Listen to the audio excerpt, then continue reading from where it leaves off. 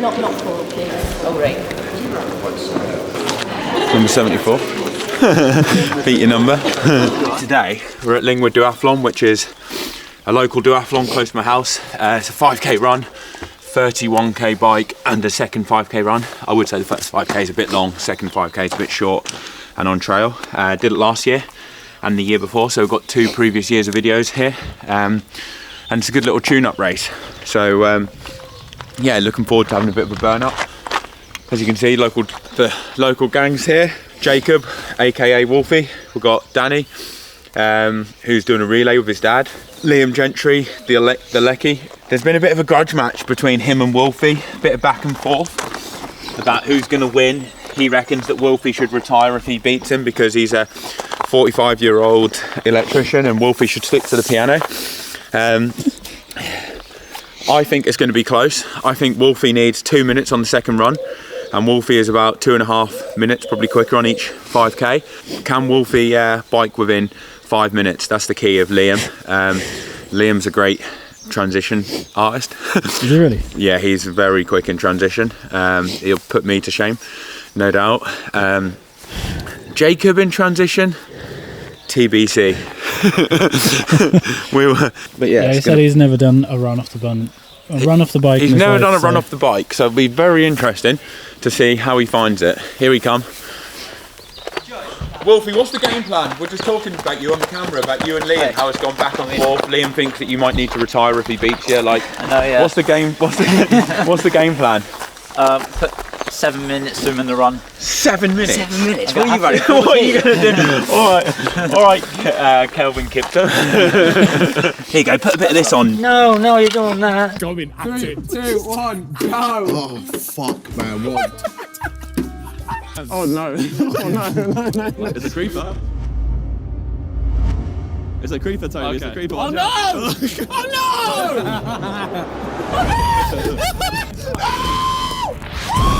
no! It is like deep heat. I told Jacob he should put it on his balls. I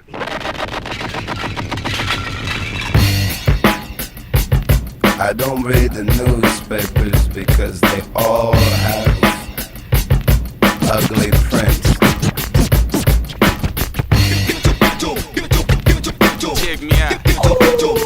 Joe, just show the camera. Look what he's got for his nutrition. Like, I've let him biscuit. At the starting of the week, at Summit Talks, you'll hear them speak. It's only Monday. Negotiations breaking down. See those leaders start to frown. It's sword and gun day. All right. Tomorrow never comes until it's too late.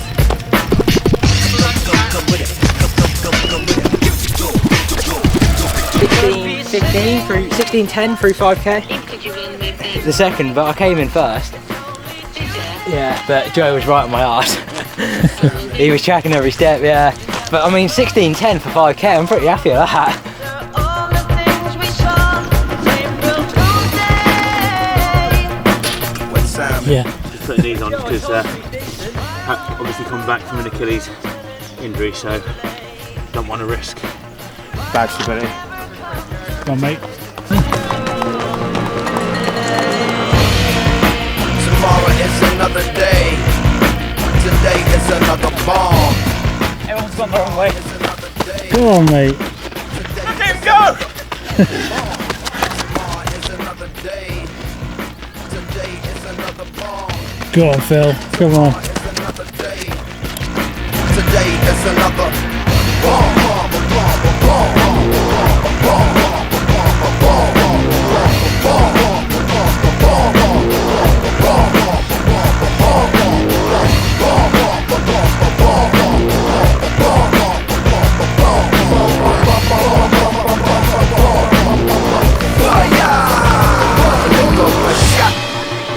Escalation, devastation. Go on, Jacob. Don't let him catch you.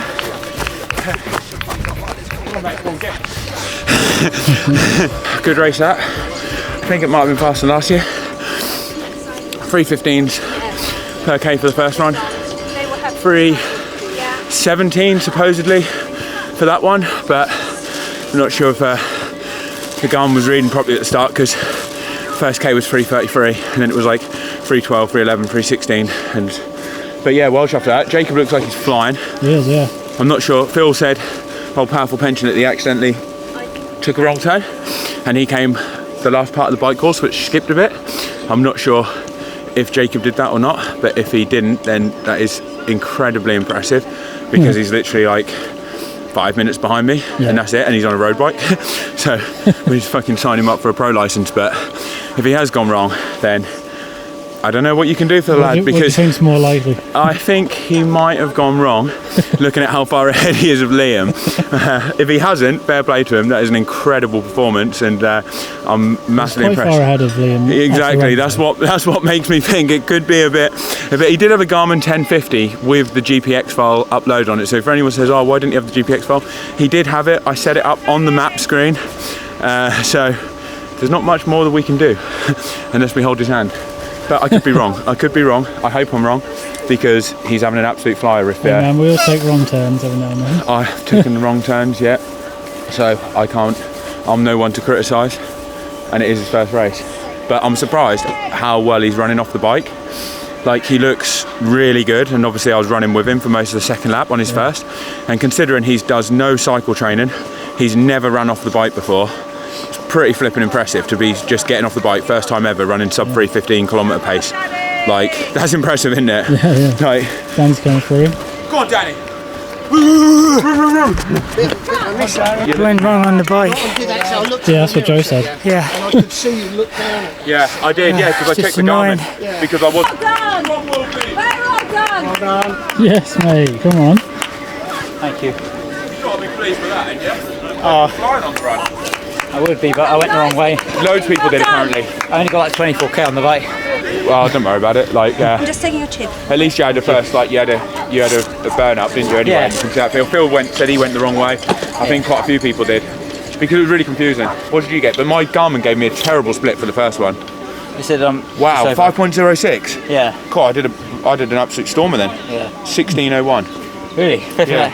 Yeah, that's good. So that's 3:12s then. Yeah. Basically. Well, it did. My first K came up with 3:30 something, and then all my others were like 3:11, 3:12, Really? 3:16. So How come the first one was so? I don't know, but I thought to myself, oh, 3:30s. I was like, God, 17:30 is going to be pretty tough going today. I was like, God, I'm never going to run 3:30s off the bike and a half if this is what it feels like. Yeah. And then when I was running with you, it went to 3:11. I was like, that's more like it. Now we're talking 3:20s, 3:25s feels definitely doable after this. But I was like, oh. So I can't believe how good you ran off the bike. That's up to 3:20s, isn't it? But First ever time. I don't know how you did that, because I was expecting you to run like shit, like 3:30, 3:40. 3:50s, 3:45s. Really? Yeah, I don't know how you did it. Like, normally when, like, load of the viewers that are watching this will know, if they've done a duathlon, for the first couple you do, especially if you've done no training, you have massive jelly legs. Yeah. So for you to run like that, I'm really impressed. I did take an extra minute or two, like, because I wasn't sure if I should bother running. I thought it's well worth doing it, yeah, you want to get fit. And apparently loads of people Go on, boy. Oh man. I think they might be able to tell, because Yeah, some people had, like, Uh-oh, what's happened? Yo, I can't find my burger. What? My burger's not ready yet. I need Oh, my you burger, want your mate. burger. I know. That's the reason why I did this race. Time of 1:27.16, not quite beating their previous record. Johnny and Danny Adams. Yes, someone is, yeah. With a time of 1:30.06 is Liam Gentry. New course record time of 1:19.06 is Joe Skipper.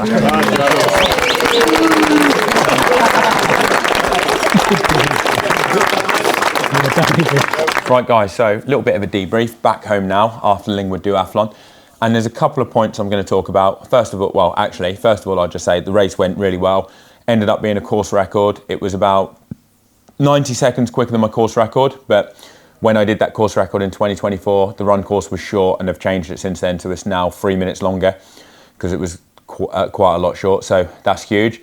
Compared to last year, which would have been a course record had I been you know, had the year before in 2024 been the full course, and I was 2 minutes quicker than that. So huge improvement, 2 minutes quicker than my best round there on a pretty short duathlon, 5K, 31K, 5K. Power, 25 watts up on the bike. Run was about 30, 40 seconds quicker on the first one. Second one was about the same, and that's coming off the back of an Achilles injury. Good news is the Achilles feels great, so really, really pleased with that. Everything's going in the right direction.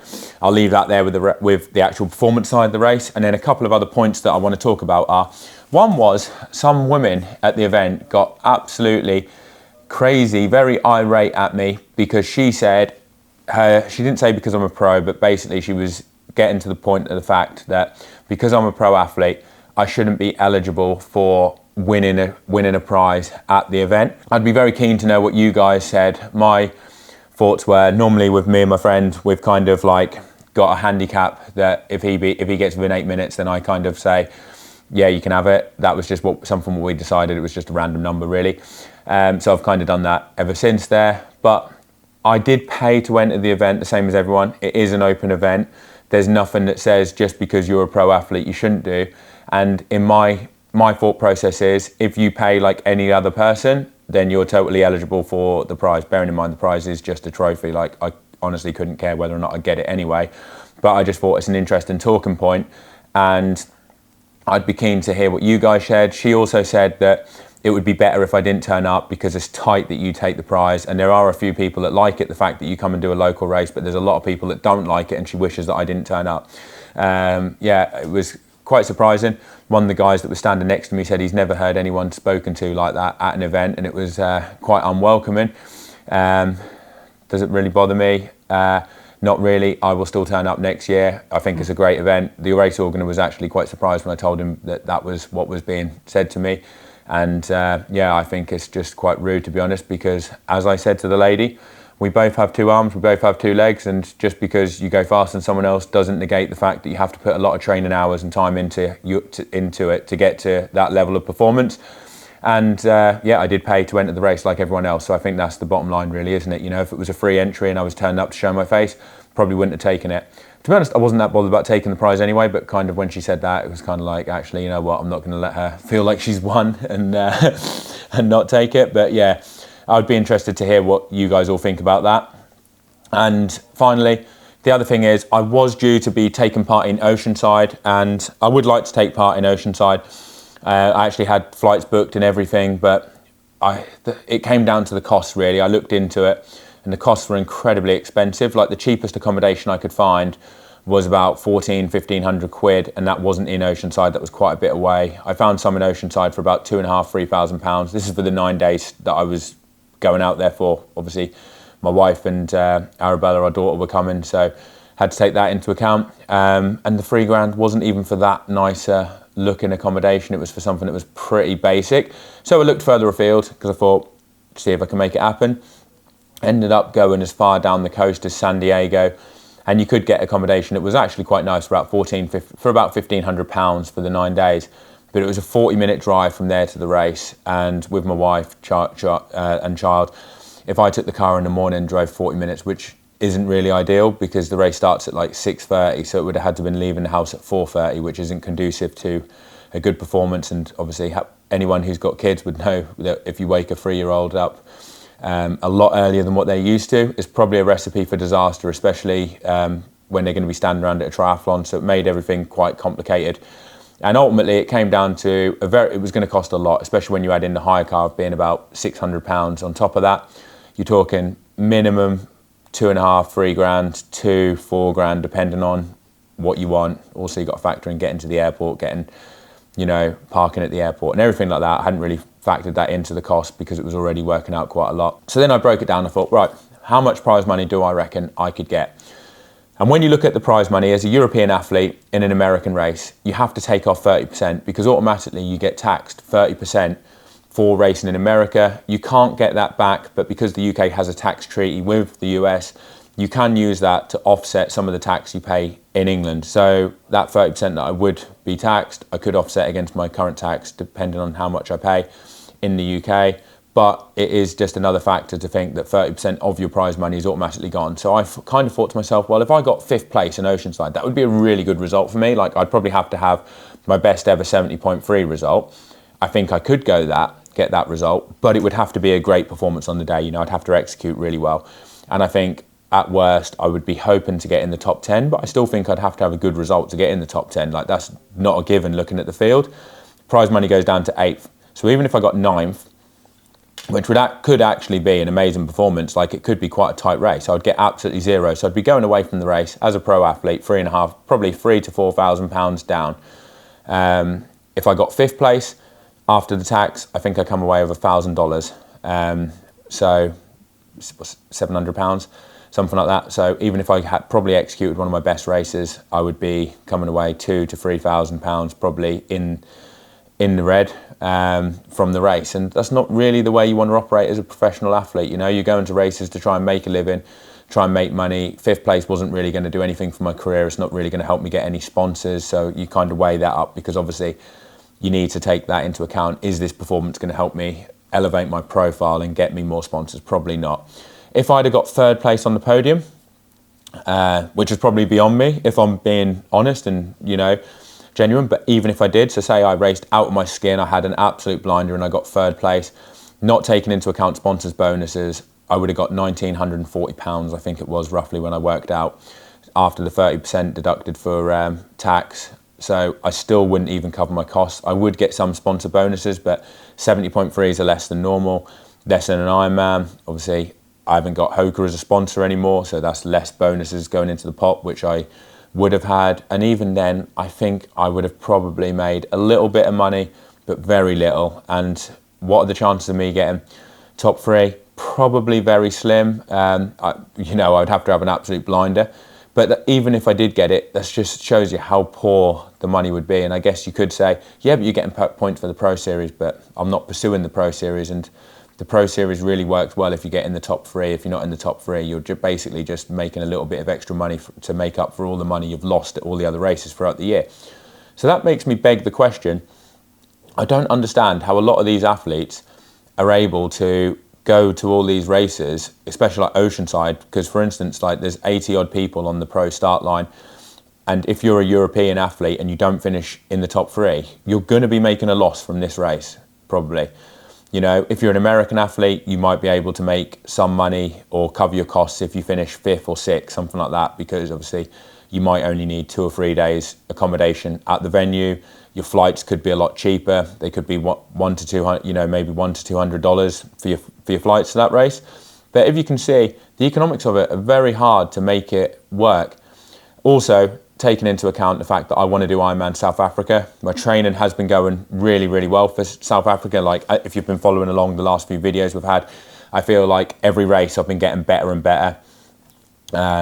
This race was obviously a big improvement when you see that I'm averaging 25 watts more on average and normalised power more than what I did last year. And last year I was coming off the back of getting 2nd place at Ironman New Zealand and feeling really strong. So I think that's a huge step in the right direction. So if I went to Oceanside, the training in Oceanside isn't great. And obviously I'd be there for 9 days. That would definitely be a detrimental to my performance in Ironman South Africa. And South Africa, I feel like, is a race where I could do really well at. I do better at the Ironman distance. So for me, it makes more sense to go all in for Ironman South Africa, where I could probably get a really good result. And I'm happy to take more of a risk going there with the cost and everything, because I feel like it's a race that suits me a lot better. And also, even when I say taking a risk, the costs are still a lot lower than Oceanside. Like, South Africa is very cheap, California is very expensive. So yeah, that was the reasoning behind it. I basically feel like the Oceanside would be detrimental to my Ironman South Africa performance. It's also very expensive. I would end up losing a lot of money, which I don't really want to do, to be honest. I'm better off financially staying at home training, which is a shame, but that's the reality of pro triathlon. Like, you know, a lot of these races just don't pay the prize money that even if you get a decent result, you know, that's a world-class field, Oceanside, 5th place in it, you're probably, you know, beating some really world-class 70.3 athletes and you go away with it, $2,500 down. But yeah, I guess you can say you got 5th at Oceanside for it, you know. So that's the reality. That's the reasoning behind the decision. I would like to take the race, wouldn't like to finish £2,500 down. Can't really afford to finish £2,500 down. So decided to not do it and yeah, focus on Ironman South Africa. I hope you've enjoyed this video anyway, guys. And that was just a little bit behind the scenes, behind the reasoning and the reason for making the plans. Obviously pulling out of Oceanside, it is disappointing, but yeah, I thought I'd be a bit of transparency and tell you a bit about the mindset and what goes into making some of these decisions, because I think a lot of people would look at Oceanside and they would look at the Pro Series and they'd think, wow, the money's going to be amazing, you've got all these quality athletes, the Pro Series is bringing a lot of money to the sport. Ultimately, I feel like the Pro Series is worse for a lot of professionals because the prize money at each individual event hasn't gone up. Like Oceanside is offering the same prize money as it did pre-COVID. Take into account inflation, that's a lot worse. Take into account the fact that there's a lot more stacked athletes racing Oceanside because the Pro Series event is a lot harder now to make money at Oceanside and at some of these 70.3 events, which ultimately I don't think is good for the sport in general. Great for the top 3 or 4 athletes that are doing the Pro Series and pursuing it. For 70 other athletes on the start line, it just makes it much harder to make a living from some of these events. Catch you next time, guys. See you later.